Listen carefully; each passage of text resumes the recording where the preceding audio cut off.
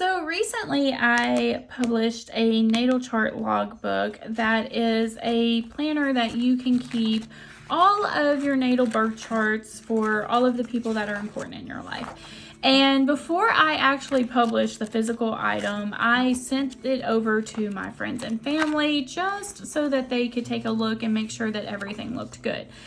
Well, when they received it, they looked at it and just absolutely didn't know what any of this meant, because there are all kinds of signs and symbols on this chart. And I know with astrology, it can get very overwhelming. I definitely remember when I started, there's symbols for the signs and the planets and the asteroids and even the aspects in astrology. So I wanted to create a video that would make learning these symbols super easy and effective. And because, when I very first started astrology, I remember how overwhelming it was. And I had to create a strategy to remember all of these planet symbols if I was ever going to read charts. And that's what I do want to say. If you see a future in astrology, then, by all means, definitely we need to learn these symbols so that you can start reading charts for other people, because there's a lot of great intuitive people out there. So, sorry, I'm trying to talk and draw these symbols all at the same time. But what I do want to say is that what I'm going to teach you today is just my technique that I used when I was beginning to learn all of the symbols in astrology, and that it has no greater meaning. It doesn't have any esoteric meaning behind it. It's literally like we are at a study session in college and we're coming up with just different, devices to remember the symbols for the test. Now, this is all of the symbols for the basic parts of your natal chart in astrology. This is the luminaries followed by all of the planets. Now, when I first looked at all of these symbols, I noticed that there were 4 basic shapes that were contained in all of these symbols. The first shape was the circle, and then we had the crescent, and then we have a cross, and the last symbol was an arrow. So all of these shapes have all of these little shapes in there. All of these symbols have all of these shapes. So for this strategy, we're going to say the circle means the mind or the soul. The crescent is going to represent your emotions. The cross is going to represent the body or physical matter. And the arrow is going to represent your spirit and the way that you take action in life. All right. So first up, we're going to have the sun. And the sun is something I associate with Leo. And I think of the ego when I think of that. Now, I like to think of the circle as consciousness, and the little dot is the part that is online. And the big circle shows the subconscious and how much is out there that we just haven't used or haven't discovered yet. Now, next up, we have the moon, which is the crescent shape, which is associated with emotions. Now, the Cancer, or the moon, is ruled by Cancer, the sign Cancer, and Cancer is associated with emotions and nurturing. And if you think about the symbol of the moon, it really does look like one of the hemispheres of our brain. I'm sorry, I can't draw, but here's our brain and here's the hemispheres. This looks like the right hemisphere, and the right hemisphere is the feminine side of the brain. It houses our feelings and our emotions. Again, the moon rules over emotions. Up next, we have Miss Mercury. Now, Miss Mercury has the mind, because any Mercury is involved with the mind, and it's over the body. Okay, but what makes anybody strong that has a strong Mercury in their chart is how connected to their emotions they can be. That's why the Mercury symbol looks like this. Just think of a good speech. It's going to connect people if it's stimulating someone's emotions or their mind or their physical body with the 5 senses. An evolved Mercury can touch people with all of those things. Our next symbol is going to be Miss Venus, and Venus is associated with love and beauty and things that are aesthetically pleasing. So it is no surprise that her mind is connected to her body, her 5 physical senses, all the things that are comfortable and wonderful in this world. And it makes total sense. Her sign is totally symmetrical and balanced. You know, she is associated with the sign of Libra and the sign of Taurus, which honestly, if you think about it, their signs are symmetrical. Not everybody's, if you're advanced in astrology, you'll know the symbols for the signs. And like, look at Virgo, you know, it's not symmetrical versus the 2 that are Venus. So Venus is a very beautiful, symmetrical sign. You know, she likes to be balanced. Now, how I remember Earth is you have the mind and the soul, and you have the physical body and physical matter intercepting it. Now, with Mars, you have the mind and the soul connected with the spirit to get you going into the action that you need to get you going forward. Spirit is the divine spark that ignites the mind or the soul. Now, Jupiter's interesting. There's 2 ways that I remember Mr. Jupiter. The first is I think of the physical body when the cross is in the sign of Jupiter. This one's Jupiter.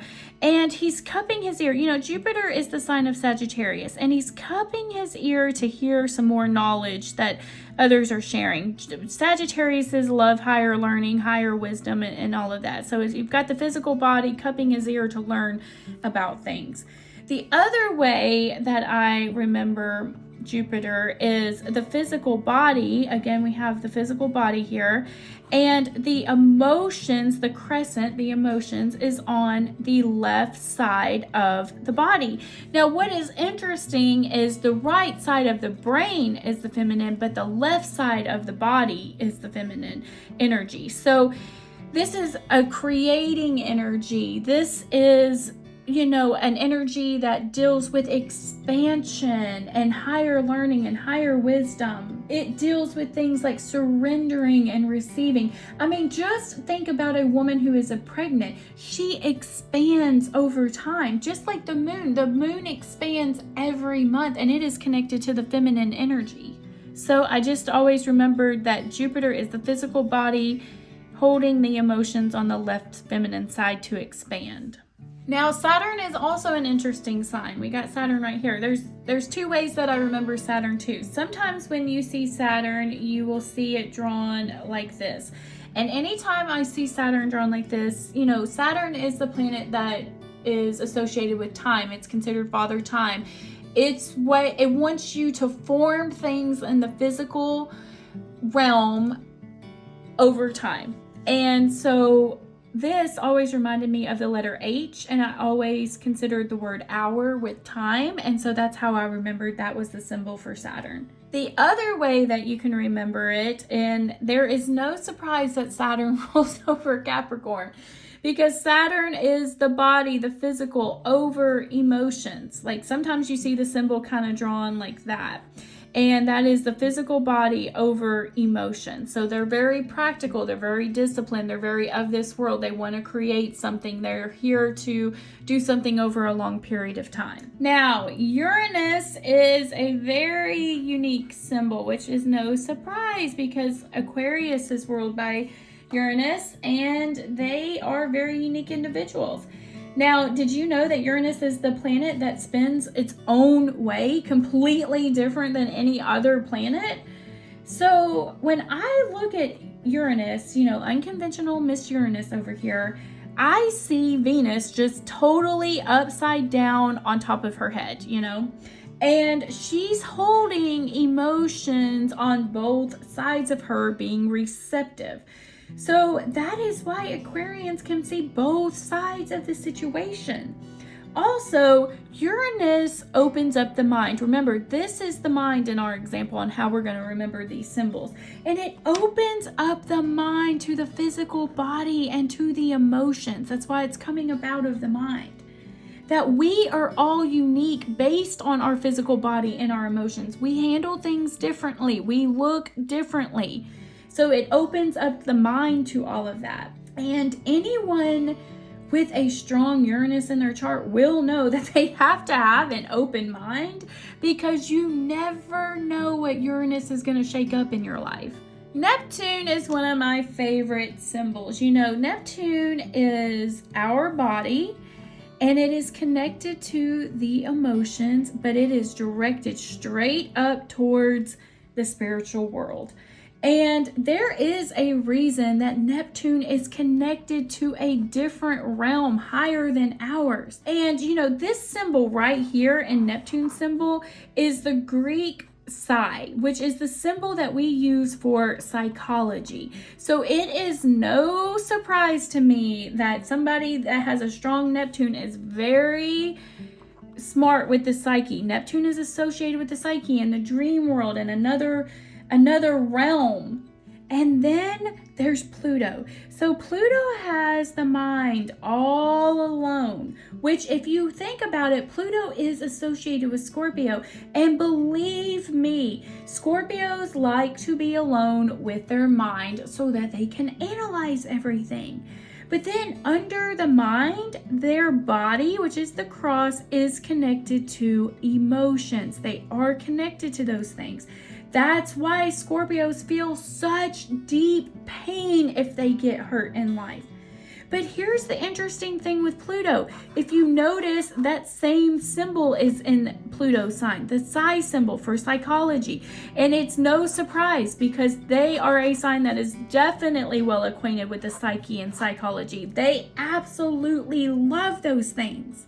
So now you know an easy peasy way to remember all of these signs and symbols. So if I draw a random symbol, you're going to know which one I'm talking about. This is, did you say Jupiter?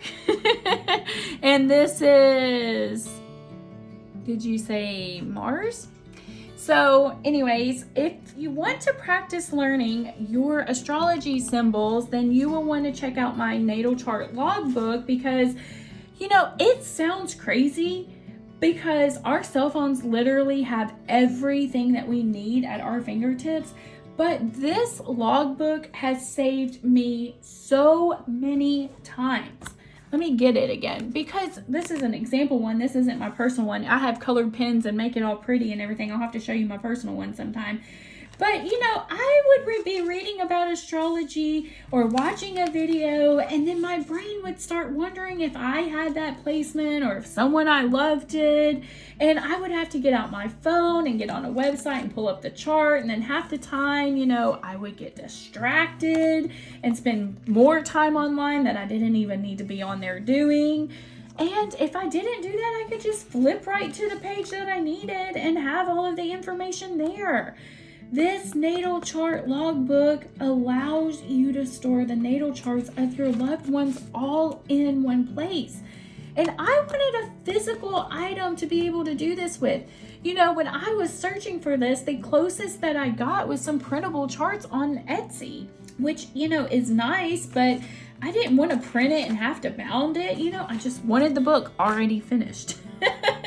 And I wanted to be able to fit it in my purse so I could take it on the go. And, you know, I wanted to be able to have a place for the charts and the elements and the modalities and notes and the aspects. I mean, I wanted a place for all of it. And you know what? This book has a ton of space. The best part is there is enough space for 10 people in every category. So no matter which one, your friends, you can have up to 10 friend charts or celebrities or whatever the category, pets, whatever it is. There's plenty of space to keep track of it. There's not just one or two where you're going to fill up your book and it's going to become useless later on. You know, and there's categories for people, like your friends, your family, children, pets. I mean, there's so many choices. And you can even practice drawing your symbols right here on this little chart. You know, if they have this sun in their first house, you can draw your little sun there. You know, I bought, like I said, a whole set of colored pens, and I made mine all pretty, and I loved having a girl night and just doing it. You know, I just absolutely love this thing, and I will put a description in the below if you're interested in it. But other than that, my little buttercups, I have enjoyed teaching you my way of learning the planets' symbols in astrology, and I look forward to seeing you in my next video. Mwah!